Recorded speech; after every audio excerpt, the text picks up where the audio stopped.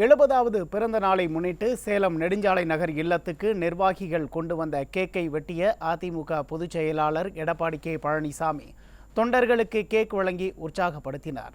இது பற்றிய கூடுதல் தகவல்களை செய்தியாளர் மதியழகன் வழங்க கேட்கலாம். வணக்கம் மதியழகன், விவரங்களை பதிவு செய்யலாம். வணக்கம் உமேஷ். அதிமுக பொதுச் செயலாளரும் சட்டப்பேரவை எதிர்க்கட்சி தலைவருமான எடப்பாடி கே பழனிசாமி அவர்கள் இன்றைய தினம் தனது 70வது பிறந்த நாளை கொண்டாடி வருகிறார். அது மட்டும் இல்லாமல் பொதுச் செயலாளருடைய 70வது பிறந்த நாளையொட்டி தமிழகம் முழுவதும் கழக நிர்வாகிகள் மற்றும் தொண்டர்கள் உற்சாகமாக கொண்டாடி வருகிறார்கள். ஆங்காங்கே நலத்திட்ட உதவிகளும் வழங்கப்பட்டு வருகின்றது. இன்றைய தினம் சேலம் நெடுஞ்சாலை நகர் இல்லத்தில் கழக பொதுச் செயலாளர் எடப்பாடி கே பழனிசாமி அவர்களுக்கு முன்னாள் அமைச்சர்கள் எம்.ஆர். விஜயபாஸ்கர், கே.பி. அன்பழகன், செம்மலை, முல்லை வேந்தன் உள்ளிட்ட முன்னாள் அமைச்சர்கள் கழக பொதுச் செயலாளர் அவர்களுக்கு நேரில் சந்தித்து வாழ்த்து தெரிவித்திருக்கிறார்கள். அது மட்டும் இல்லாமல் பாராளுமன்ற தொகுதி வேட்பாளர்களான கோவை சிங்கை ராமச்சந்திரன், சேலம் தொகுதி வேட்பாளர் விக்னேஷ், தருமபுரி தொகுதி வேட்பாளர் அசோகன் பொதுச் செயலாளர் அவர்களுக்கு வாழ்த்து தெரிவித்திருக்கிறார்கள். அது மட்டும் இல்லாமல் சட்டமன்ற உறுப்பினர்கள் மணி, சம்பத்குமார், கோவிந்தசாமி அவர்களும் வாழ்த்து தெரிவித்திருக்கிறார்கள்.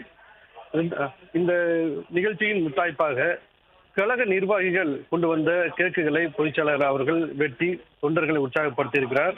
மேச்சேரி கிழக்கு ஒன்றிய அம்மா பேரவை செயலாளர் ராஜா அவரின் ஏற்பாட்டில் 70 கிலோ எடை கொண்ட கேக்கை பொதுச் செயலாளர் அவர்கள் வெட்டி தொண்டர்களுக்கு வழங்கி அவர்களை மகிழ்வித்திருக்கிறார்கள்.